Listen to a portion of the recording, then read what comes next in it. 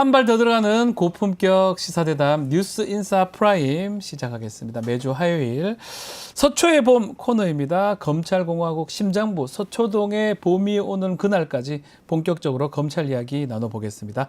자, 오늘도 권영철 대기자, 이현주 변호사와 함께하겠습니다. 안녕하십니까? 안녕하세요. 자, 지금 뭐 여러 얘기가 나오고 있는데 한동훈 대표는 특별감찰관에 아주 뭐 지금 올인하는 모양새입니다. 네. 김건희 여사 문제 등 이 현안 지금 가장 핵심인데 특별감찰관으로 이거를 해결할 수 있다라고 생각하는 것 같습니다. 이 특감으로 모든 게 해결될 수 있을지 대 기자님 어떻게 보십니까? 왜 한동훈 대표가 네. 특검이 아니고 네. 특감으로 갔는지를 생각을 해봐야 됩니다. 특감. 예. 네, 그러니까 이게 특별감찰관은 이미 벌어진 일을 그 감찰하기도 하지만은 네. 예방 차원이 강합니다.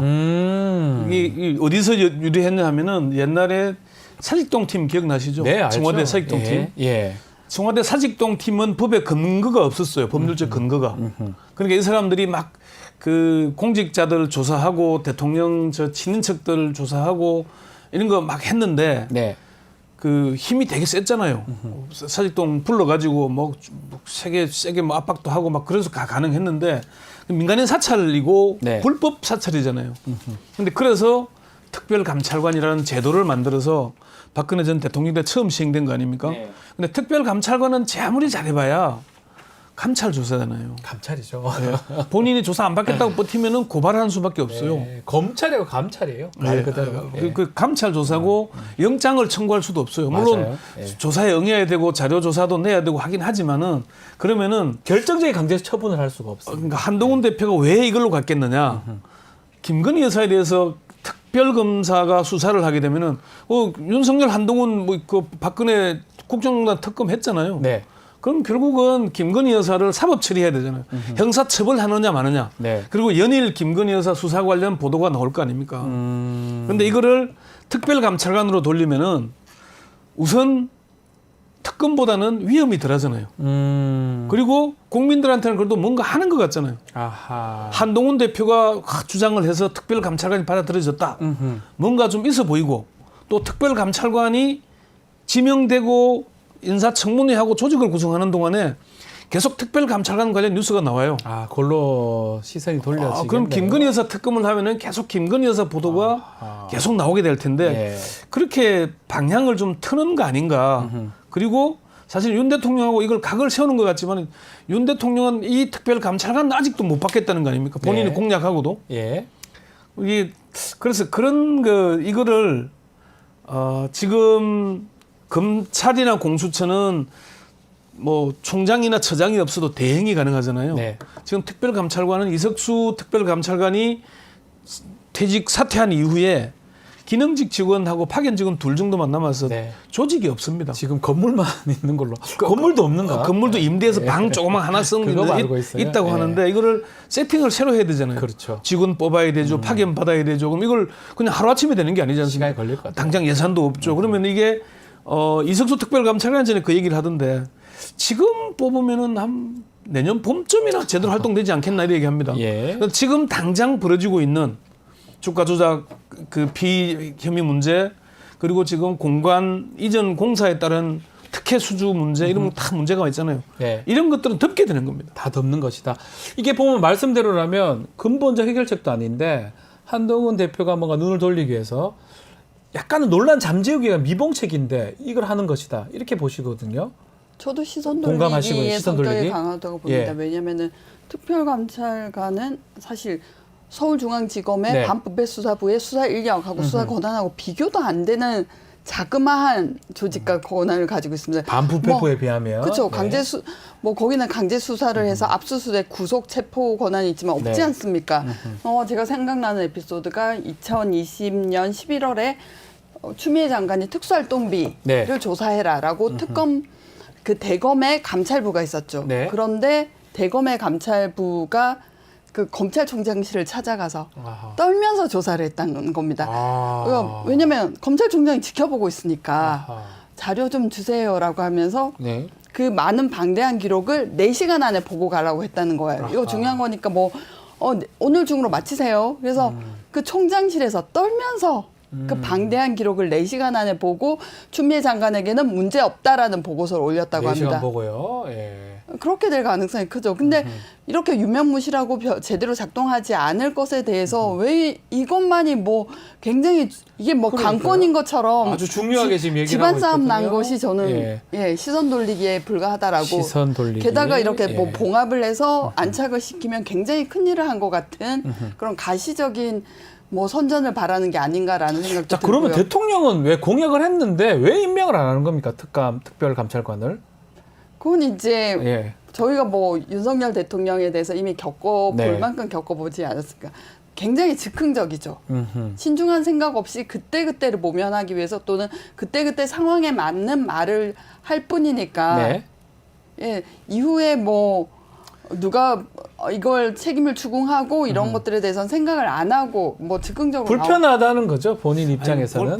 본인보다 예. 김여사가 김건희 여사가 불편하잖아요. 솔직히 말하면. 아니 네. 제2부속실과 특별감찰관을 그러니까요. 설치하면 두 가지 딱 두 가지인데. 딱 걸리는 사람은 딱 김여사와 그렇죠. 처남, 예. 장모입니다. 친척들 중에 거의 예. 처가 쪽이에요, 사실은. 사실은 맞죠? 예. 윤석열 대통령 쪽은 별로 거론되는 지금 사람이 언론에 없어요. 거론되는 사람 아무도 없어요. 그러니까 결국은 이게 그 부부의 사촌까지 가능하잖아요. 네. 그러니까 처남하고 딱 장모의 문제가 걸리는 겁니다. 네. 안 그래도 논란도 많이 있잖아요. 네. 그래서 특별감찰관을 반대하는 사람은 대통령실에서 누구겠습니까? 네. 넘버원입니다. 넘버원이 이래서 김건희 여사가 반대했을 것이다. 그래서 안 되는 겁니다. 네. 사실. 자, 이게 그래서 특검이 민주당도 미래를 위한 거지. 이건 과거 이거 지금 김건희 여사 사건 해결하는 건 하나 도움이 안 된다라고 해서 반대하고 있고요. 그리고 또 여당 내에서 반대를 하고 있잖아요. 핵심 중에 여당은 이제 특별감찰관 임명하는 건 반대를 안 하는데 네. 특검 대신 특감을 한다니까 반대하는 얘기가 나오는 거죠. 그렇죠. 예. 특검은 안 하고 이걸 하면은 그동안에 제기된 온갖 비리 의혹에 대해서는 수사 안 하고 덮고 가고 네. 앞으로 감시하자. 이렇게 정리가 되는 거거든요. 그렇죠. 그걸 막는 것이고 특별감찰관에서 가장 핵심적인 문제가 또 하나 뭐가 빠지냐면은 여기는 수석 이상만 그 감찰 대상입니다. 네. 지금 이른바 뭐 7인방, 8인방 하고 있는 김건희 여사 관련 한동훈 대표가 윤 대통령 독대하면서 8명 이름 거론했다는 거 아닙니까? 네. 다 수석은 없습니다. 네. 다 비서관 행정관들입니다. 네. 그래서 그 핵심들은 거기 있는데 그럼 그 걔들은 감찰 대상에서 빠지는 겁니다. 네. 그런 문제도 있어요. 수석만 되니까. 옛날 우병우 수석이 좀 수사를 받았었죠. 사실 그때도 이제 제가 그 이석수 특별감찰관한테 들은 얘기인데 네. 왜 우병우 뭐 감찰 사실을 흘렸다 이래가지고 갑자기 뭐 압수수색도 당하고 핸드폰도 뺏기고 했는데 예. 그게 핵심이 아니고 왜 네. 그렇게 발끈했냐면은 안종범 수석과 미르 K에 대해서 감찰하는 낌새를 채고 아하. 이거 뒀다가는 큰일 나겠다 싶어서 아하. 이석수를 쳐낸 겁니다. 우병우 수석이요. 그것도 우병우 이석수 두 사람이 그 되게 친하지 않았나요? 경주지청 2학년 검찰 제가 2학년 때 알기로는 되게 친한 걸로 알고 검찰 있는데. 2학년 때 같이 근무하면서 그러니까요. 아주 가까웠습니다. 저는 그러니까 그렇게 알고 있었는데. 우병우 수석이 이석수 특별감찰관을 추천했을 때는 믿을 만한 형이니까 네. 했는데 이석수 특별감찰관이 그러더라고요. 기본적인 정상적인 사람이라면은 하지 않을 수 없는 일들 그 자리에 합니다. 가면 예. 감찰 자리에 갔으니까. 할 수밖에 없는 예. 역할이다라고 얘기를 한 적이 있어요. 그래서 이거는 그 특별감찰관을 윤석열 대통령이나 김건희 여사는 반대할 처지에 있지만은 네. 한동훈 대표로서는 특검은 아무래도 부담스럽잖아요. 안 되죠. 그리고 본인도 특검이 가다 보면 고발 사주도 특검에 들어가죠. 네. 그러면은 자기도 다칠 수 있는 여지가 있는 거잖아요. 그러니까 이렇게 방향 물꼬를 쓴 틀고 건데. 국민들한테는 야 특별감찰관, 특별한 감찰관을 도입했으니까 내가 뭔가 정치적으로 했다 이런 걸 보여주고 싶은 거죠. 알겠습니다. 자, 22대 첫 국정감사는 거의 끝나갑니다. 이제 법사위 국감 얘기를 좀 해야 되는데 김건희 여사 관련해서 지금 박성재 법무부 장관 또 유상범 간사인데요. 의원 발언 눈에 띕니다. 박성재 장관은 지금 이 중앙지검의 수사를 제대로 하고 있다. 뭐 이런 뉘앙스고요. 창원지검 창원지검 잘하고 있다. 이런 내용 뉘앙스고 유상범 의원은 주가 조작 같은 경우는 증거가 없으니까 기소를 못한 거다. 이렇게 얘기를 했는데 변호사님. 예. 자, 이 내용 어떻게 우리가 봐야 되겠죠? 우리가 검사를 이해하는 방법은 검사들은 대부분 정신이 아니고 제정신이 아니고 아유, 그래도. 제정신을 차릴 때는 인사에서 물 먹었을 때 나갈 때 인사에서 물 먹으면 이제 우리 검찰 조직이 제대로 보입니다. 그리고 네. 나갈 때도 국민을 위한 검찰인지 누가 판단하는 걸까요? 국민이 하는 겁니다. 참 무서운 얘기입니다. 네. 너무 검찰에 충성하면서 사건도 그 편향적으로 해결하시고 처리하시고 이런 분이 나갈 때는 이런 말 툭 하시거든요. 네. 그래서 이런 자리에 불려온 것 자체가 그 국면에서 어떤 역할을 하라는 그 것이기 때문에 이분들은 지금 유상범 의원 누가 뭐 입당해서 공천을 하기까지의 그 배경 그거에서 좌우되는 거지 이 발언이 정말로 자기 양심의 소리는 저는 아니라고 믿습니다. 유상범 의원도 검사 출신이기도 하고요. 이 발언들 보면 이 현역 검사들이 이런 선배 검사들 보면 어째 생각할까요? 뭐 시류에 따라서 검사들이 잘 따라서는 시류에 따라서 가는 게 맞아요. 당장 지난번 네. 말씀드렸지만은 이원석, 송경호가 내쳐지는 걸 보면서 아무리 찐윤도 조금만 잘못해도 내쳐지는구나, 아하. 팽당하는구나라는 걸 봤잖아요. 예. 그렇게 봤으니까 그 다음은 바짝 엎드릴 수밖에 없는 구도 아니겠습니까? 네. 예전에는 그래도 검사가 대한민국 검사다 이렇게 하고 좀 살아있는 권력한테 반기도 들고 뭐 이랬던 것 같은데 지금은 좀 그런 모습 잘 안 보이나요? 제 착각인가요? 제가 관찰한 검사들의 없습니까? 모습은 두 가지 부류인데 뭡니까? 그러니까 원칙 그 공통적인 모습은 네. 그 경주마들이 옆을 가리고 가리죠. 앞만 보고 달리지 않습니까? 그런 거예요. 자기 그 다음 자리 더 큰 권력을 향해서 그렇게 달리는 사람들인데 근데 두 가지 부류가 있어요. 그 노골적으로 네. 뜨거운 욕망을 가진 검사, 차가운 욕망을 가진 검사. 뜨거운 욕망을 가진 검사는 옆에서 지켜보기에도 부끄럽습니다. 너무 맨날 뜨거워서. 인사청탁 돌리고 네. 너무 낯뜨거운 네. 굉장히 낯뜨거운 아부사를 하고 예. 근데 이제 냉정한 욕망을 가진 검사들은 예의는 지키죠. 그런데 네. 더 무서울 수가 있죠. 더 무서울 수 있고. 자, 그래서 이제 사실 결기 있는 검사도 있긴 한데 그 한계가 있죠. 그 검사들이 이문정 검사처럼 우리 검찰에 이런 문제점이 있다 바꿔야 한다라고 하진 않거든요. 네. 결기 있고 치고 나갔을 때 위에 사람들이 위에 뭐 검사장 뭐 검찰총장이 저게 검사지라고 칭찬받을 정도로 나가는 거지. 네. 예. 근데 그래도 너무 세게 말씀하셔가지고. 저도 가까이서 예. 본 기계에 있는 소신 있는 검사들이 있습니다. 있죠, 당연히 그러니까 있죠. 검찰총장 나가라고 연판장 돌릴 수 있는 기계가 있는 젊은 검사들도 있었고요. 그렇죠. 예. 그리고 우리가 이제 검찰이 이제 권력의 핵심으로 들어오기 시작하는 계기가 박종철 군 고문치사 사건 때 경찰이 검찰 위에 있었잖아요. 안기부와 경찰이.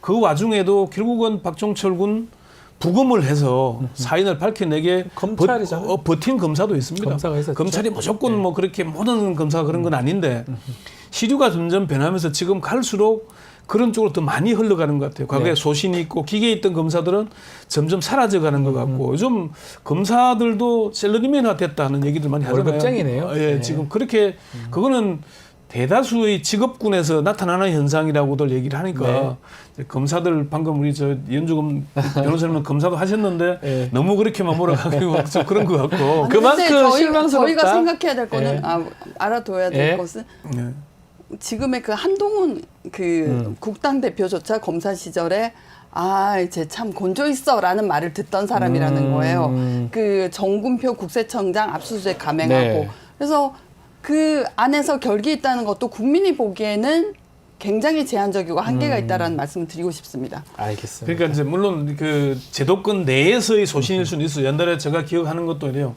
그 안대희 국민의 검사를 한때 불렸던 안대희 검사가 특수 3부장을 할 때 그 서울 시내 버스 비리 수사를 했는데 그 사위가 두 사람이 다 검사였어요. 그것도 부장검사 비슷한 시기에. 그러니까 처음 총장한테 결제 받으려고 하니까 물리고 두 번 물리고 세 번 찾아가서 결국 결제를 받아내서 구속했던 전례를 제가 본 적이 있거든요. 그러니까 그렇게라도 일을 뚫어냈는데 지금은 아예 바짝 엎드려 버리니까.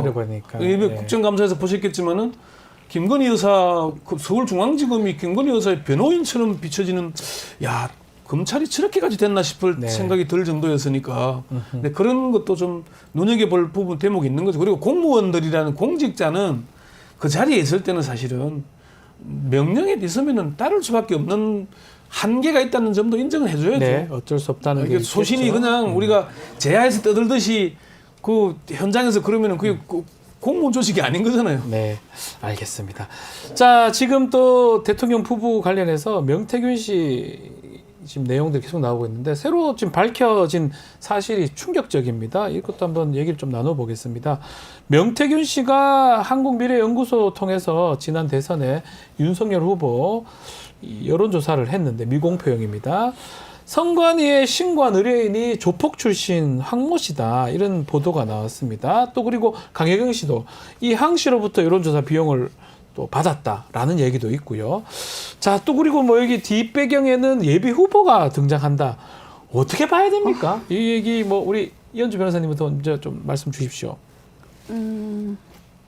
이게 제가 충격적이죠. 예, 근데 뭐 검사들이 조폭하고 친한 경우는 많습니다. 네. 그 양재택이라고 저희가 잘 네. 알고 있는 검사가 있죠. 이 검사가 참여정부 시절에 그 인수위에 참여하려고 네. 했었어요. 근데 그게 결렬됐던 이유는 나쁜 소문들이 돌았고 결국은 그 일부는 진실로 판명이 돼가지고 했는데 이분이 조폭 수사를 많이 하셨는데 조직폭력배 예, 수사. 반대편 조폭 이 조폭에 대항하는 다른 조폭 조직을 정보원으로 두고 향응 접대도 받고 정보도 제공받고 이런 것들이 해서 그래서 검사들이 수사 정보를 그 풍문을 듣기 위해서 넓게 교육 관계를 가지다 보면 이런 조폭들하고도 어울리게 되는 경우가 있는데요. 정치인도 그거와 마찬가지라고 생각해요. 지금 이게 사실 조폭 출신이 의뢰했고 나중에 또 뒤에는 또 예비 후보도 있고 또 이 윤석열 대통령 그걸 보고 판단을 했다라는 얘기도 있고 어떻게 전반적으로 봐야 됩니까? 어쨌건 지금 우리 이 CBS 노컷 뉴스가 계속 단독 보도를 해서 네. 나오고 있는 중인데요. 황 씨는 본인은 관계 없다 그러는데 본인 명의로 자기 입금된 이름으로 통장도 됐으니까. 있고 예. 그리고 이게 그 ARS나 여론조사를 하다 보면은 시스템을 빌려와야 되잖아요. 그렇죠. 그러니까 비용이 듭니다. 한 5, 600만 40만 원 한다 그랬고 네. 몇백씩 들잖아요.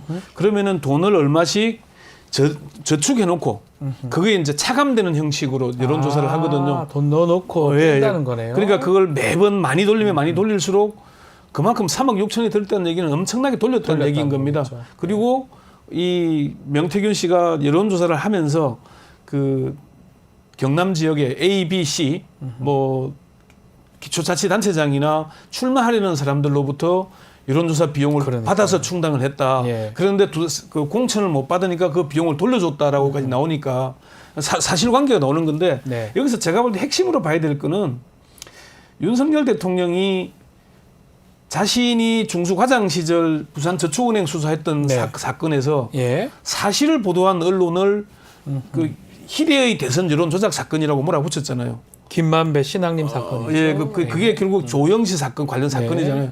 조영씨가 1,000억대 대출을 알선해주고 10억 넘는 돈을 받은 사실을 알면서도 기소하지 않았던 게 윤석열 중수부 과장 시절이었잖아요. 네. 그건 나중에 수원지검에서 처벌받았죠. 네. 그러면은 그 사실을 보도한 걸 그렇게까지 몰아붙이는데 명태균 씨가 지금 거짓으로 이렇게 했다면은 희대의 사기꾼이라고 하면서 공격하고 고소해야 될 거 아닙니까? 해야 될 건데 가만히 있어요. 그럼 그냥? 윤 대통령도 아무 말도 안 하고 어허. 국민의힘도 여당도 가만히 있고 묵묵부답이잖아요. 그러면 국민들이 볼 때 명태균 씨가 말이 맞구나. 아하. 명태균 씨 입을 열면 한 달 만에 윤 대통령이 탄핵당할 거다. 뭔 잘못을 했길래 저런 네. 얘기가 나오는데도 손을 못 쓰느냐. 한 나라의 대통령이 사기꾼한테 저렇게 당해도 가만히 있다? 아하. 이거 뭔가 있겠다? 약간 커피 타준 그거 하나만으로도 난리를 치면서 구속까지 시키는데 커피를 윤 중수 과장이 타준 게 아니라 연구관이 타줬는데 왜 윤 과장이 타줬다 그랬냐? 그거가 난리를 쳤는데. 국감에서도 질문한다고 난리 났더라고요. 봉지욱 기자 답변하고. 그러니까요. 네. 그러면은 이거 정도면 구속을 100번도 더 시켰어야죠. 사실. 그렇죠. 그럼 정말 압수수색 1000번도 해야죠. 예. 왜 제대로 9개월 동안 묵혀놨다가 뒤늦게 나서고 창원지검에 있는 거 중앙지검으로 올리려니까 왜 창원지검 잘하고 있는데 잘할 거라고 중앙지검 오라 그러냐. 장관 얘기하고. 근데 한동안 그 검사도 없는 수사과에다가 맡겨놨었잖아요. 네. 이런 검찰이 하고 있는 모습들을 보면은 글쎄 이게 명태균 씨가 얼마나 역할을 했길래 손을 못 대고 있는가.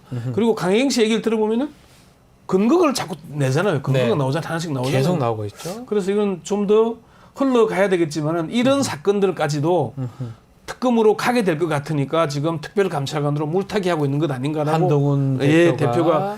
결국은 용산과 한 대표가 되게 싸우는 것 같지만은 약속 대련은 아닌가 싶은 생각이 드는 게 그런 지점입니다. 그 지점이군요. 예, 특검으로 가게 되면은 어디까지 갈지 자기들이 방어가 안 될 것 같으니까 네. 방어 가능한 특감으로 막자는 거 아닌가.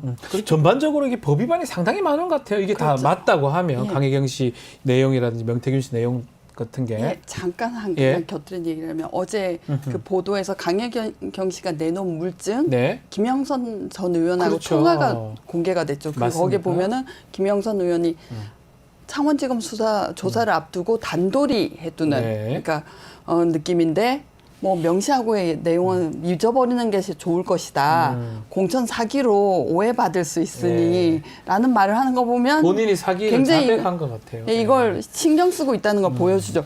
예, 뭐 법적으로 문제가 될 부분은 상당히 사실 많죠. 네. 잘 아시겠지만 이게 이 조폭의 뭐 스폰서를 받아서 여론조사를 시행했고 네.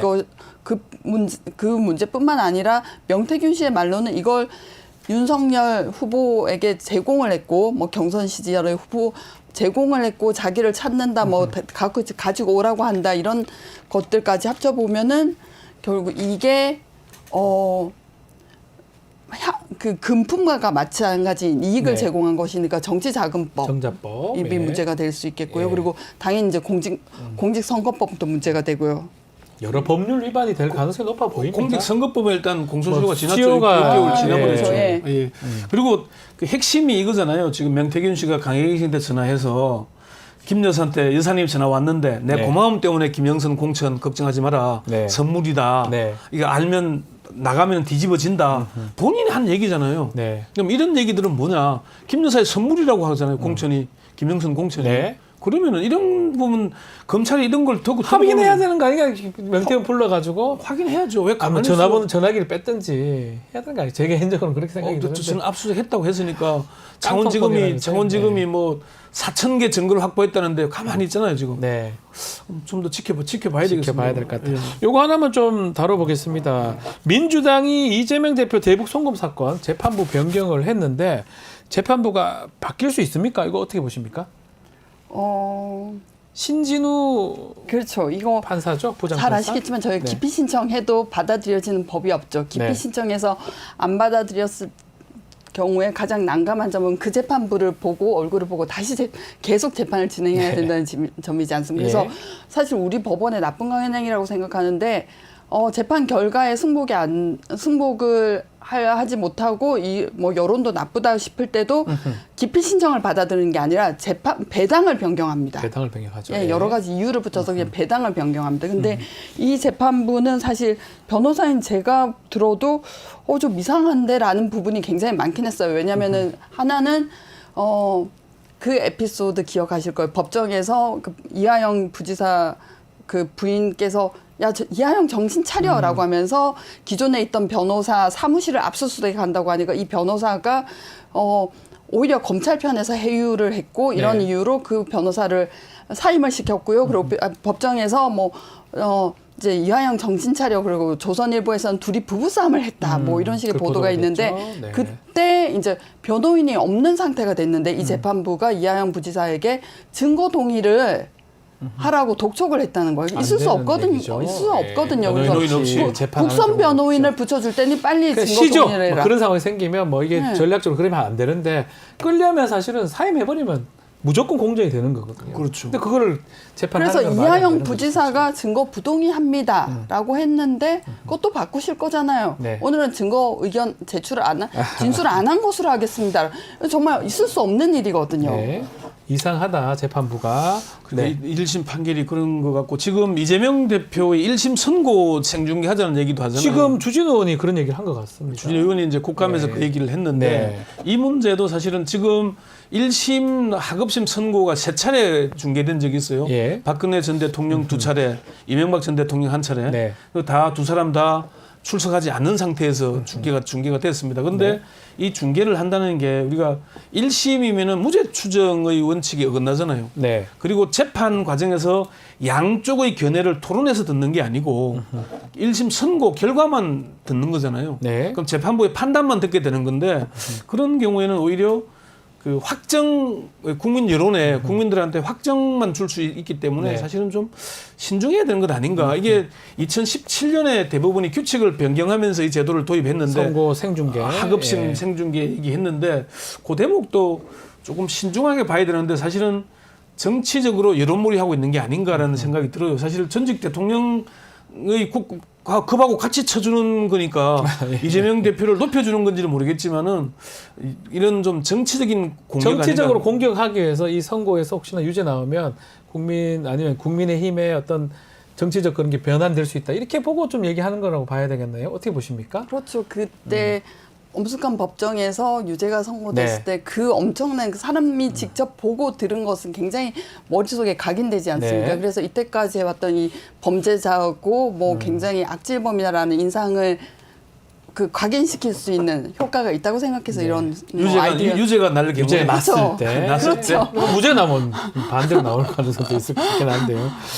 어쨌든 그래서 그때도 그 대법원이 규칙을 바꿀 때 뭐 법 쪽에서도 꽤 토론도 많이 하고 네. 했는데 하급심 공개는 아무래도 좀 신중할 필요가 있다. 대법원 확정 판결이니까 그렇죠. 해왔긴 했지만은 특히나 전직 대통령도 아니고 전직 이거는 대통령이라면 좀 달리 볼 여지는 있습니다. 예, 예. 네. 그러니까 정치적인 지금 이 정치적 수사라고 지금 반발하고 있는 거잖아요. 그걸 하는 거 아니에요? 예, 그러니까 양쪽의 견해가 엇갈리고 있기 때문에 이런 경우에는 좀 신중해 볼 필요가 있다. 네. 그렇게 봐야 될 겁니다. 알겠습니다. 자, 오늘 서초의 봄은 여기서 마무리하도록 하겠습니다. 이현주 변호사, 권영철 대기자와 함께했습니다. 오늘 말씀 감사합니다. 수고했습니다.